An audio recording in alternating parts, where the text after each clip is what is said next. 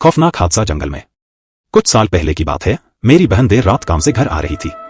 उसे देर हो रही थी, इसलिए उसने जंगल से होकर शॉर्टकट लेने का फैसला किया। ये जंगल डरावना माना जाता था और लोग वहां जाने से कतराते थे, लेकिन मेरी बहन इन अंधविश्वासों पर विश्वास नहीं करती थी, इसलिए वह चली गई। जंगल के रास्ते पर चलने के करीब 5 मिनट बाद उसे अपने पीछे से किसी के कदमों की आवाज सुनाई देने लगी। उसने पलट कर देखा, लेकिन वहाँ कोई नहीं था। यह अजीब था क्योंकि उसे यकीन था कि उसने कदमों की आवाज सुनी थी। उसे थोड़ा चिंता हुई, सोचते हुए कि शायद कोई उससे छिप रहा हो, लेकिन उसने चलते रहने का फैसला किया।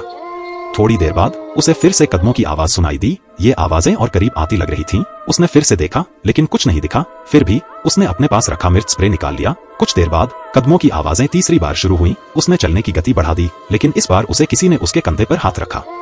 वह तुरंत पलटी, स्प्रे करने के लिए तैयार, लेकिन वहां कोई नहीं था। यह अब तक की सबसे अजीब बात थी। वह इतनी हैरान थी कि 30 सेकंड तक वहीं खड़ी रह गई। खुशकिस्मती से वह सुरक्षित घर पहुंच गई, लेकिन आज तक वह उस